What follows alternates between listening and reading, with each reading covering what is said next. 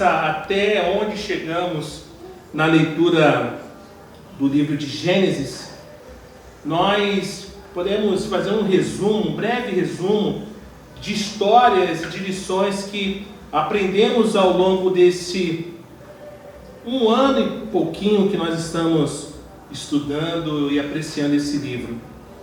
Mas em especial eu quero me ater nesses últimos capítulos que nós realizamos a exposição, a qual narra-se a história de José, um jovem que era tido por seus irmãos como um sonhador, um jovem que tinha um coração muito puro, muito sincero, um jovem que amava o seu pai, amava a sua família. E ali nós vemos esse jovem sendo colocado de lado, esse jovem tendo sido ceifado, se podemos dizer assim, da presença do seu pai, da companhia do seu pai, da sua mãe, dos seus irmãos, por causa dos seus irmãos. Observamos também a vida de um pai que foi tolhido de estar acompanhando, estar ao lado do seu filho preferido, predileto, e ali pensando que o mesmo havia morrido. E quando nós fazemos essa leitura desse capítulo, desses textos, nós podemos observar o coração de um pai que estava completamente quebrantado, de um pai que perdoou os filhos, de um pai que somente gostaria de ter novamente a família reunida.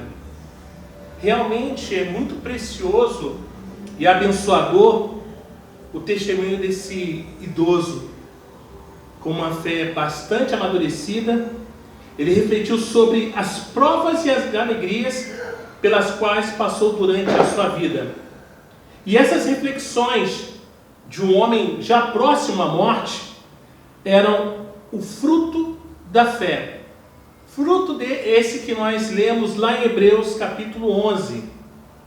Pela fé, ele manteve uma atitude de gratidão diante de uma vida de perigos e perplexidades. E certamente os filhos de José sempre se lembraram dessa ocasião. Os jovens necessitam de uma exposição diante de tais veteranos do reino de Deus. Mais do que nunca, a igreja hoje, ela precisa de homens maduros, mulheres maduras na fé, para inspirar, testemunhar na jornada e na caminhada com Cristo.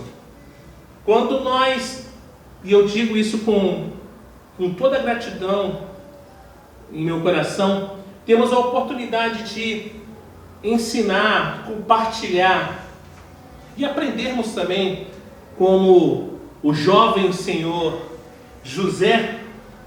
É incrível poder ver o seu José se preparando para o batismo, se preparando para esse momento de maior intensidade, maior cumplicidade e compromisso com o Senhor. Isso deve inspirar a jovens que estão começando sua jornada, ou até mesmo estão aí caminhando, mas que infelizmente ainda tem uma certa arrogância ou prepotência, buscar ser mais humilde. E é necessário cada vez mais exemplos como a vida do seu José para testemunhar do reino de Deus. Vamos ler os versos 1 e 2 de Gênesis 48. Gênesis 48, versos 1 e 2, diz assim: Passadas essas coisas, disseram a José: seu pai está doente. Então José tomou consigo seus 2 filhos, Manassés e Efraim, e avisaram a Jacó: eis que o seu filho José vem visitá-lo. Israel fez um esforço e se sentou na cama. Vamos orar. Senhor, continue falando aos nossos corações de uma maneira muito direta, precisa, que possa nos confrontar e nos edificar, Deus, a vivermos uma vida a qual venha a expor um testemunho de vida e fé do reino, Pai. Obrigado pelo privilégio e oportunidade de expor nessa noite aos irmãos, Pai. Essa é a nossa súplica, no nome de Jesus. Amém. Somente a fé, irmãos, é capaz de fazer um homem na sua velhice ver a mão de Deus nas bênçãos e nas provações pelas quais esse mesmo Senhor passou durante toda a sua vida. Podemos ver no discurso de Jacó uma atitude de profunda gratidão, uma atitude que já não parece na vida da maioria dos idosos nos dias de hoje. Ele viu que o restante de sua missão na terra era testemunhar a respeito da fidelidade de Deus. Na verdade, a idade é uma grande bênção para tais pessoas. Eu sempre falo com o Dedê, quando eu comecei a plantar igrejas, eu tinha 25 anos. E plantei algumas igrejas, passaram nas nossas vidas milhares de dezenas de pessoas. Mas eu não troco a idade que eu tenho hoje pelos meus 25 anos. Eu sou muito grato a Deus porque a idade me tem dado experiência, maturidade e equilíbrio para muitas coisas que talvez lá atrás, no afã de querer fazer, ou precipitadamente, eu avançava ou queimava ciclos na minha vida. E isso nos deixa claro algo. As memórias são importantes. Vamos continuar a leitura, agora lendo os versos 3 e 4 de Gênesis 48. Diz assim: Então Jacó disse a José: O Deus Todo-Poderoso me apareceu na cidade de Luz, na terra de Canaã, e me abençoou. E me disse: Eis que eu o farei fecundo e o multiplicarei. De você farei uma multidão de povos, e a sua descendência darei esta terra como propriedade perpétua. Um homem prestes a morrer fala do que é verdadeiramente importante para ele. Aqui Jacó testemunha para José a respeito da graça de Deus.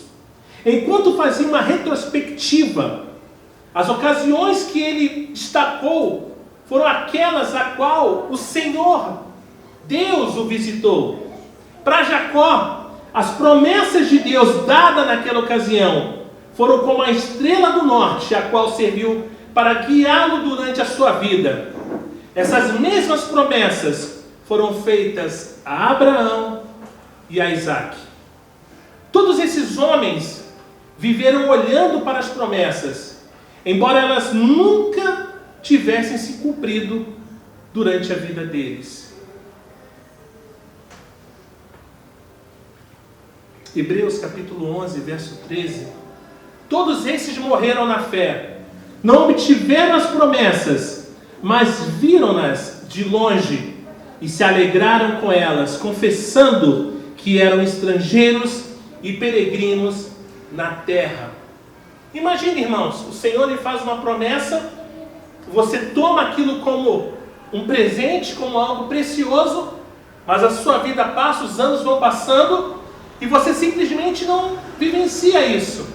Será que estamos maduros o suficiente para nos alegrarmos ainda nessas promessas, confessando que éramos estrangeiros e peregrinos por essa terra, entendendo que nada é nosso aqui?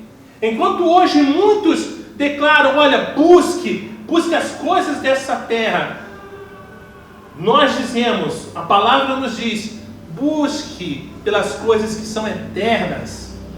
Busque por aquelas aonde a traça e a ferrugem não podem consumir. Eu creio que todo estudante deveria fazer uma aplicação pessoal dessas verdades. E eu pergunto a vocês, irmãos, essa noite: vocês já se encontraram com Deus? Os seus últimos dias serão marcados pelas lembranças das vezes em que Deus esteve especialmente próximo de você? Ou as suas lembranças são as dores das lutas? São as perdas que você vivenciou? a qual simplesmente anulam e te fazem esquecer aquilo que o Senhor tem feito nas nossas vidas até esse momento. As promessas de Deus são as suas posses mais queridas? Ou os seus bens é aquilo que você tem de mais precioso? Vamos continuar a leitura, vamos ler os versos 5 e 6. Diz assim: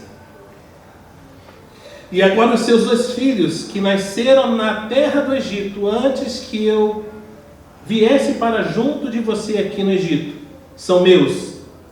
Efraim e Manassés serão meus, assim como Rubem e Simeão são meus. Mas os filhos que você gerar depois deles serão seus, segundo o nome de um de seus irmãos, serão chamados na sua herança. De certa maneira, irmãos, Jacó, esse senhor, esse idoso, adotou os filhos de José. Cada um dos 2 netos de Jacó se tornaria, mais à frente, uma tribo em Israel, assim como os outros filhos de Jacó. E através deles, José ele recebeu porção dobrada da herança que normalmente era destinada aos filhos mais velhos.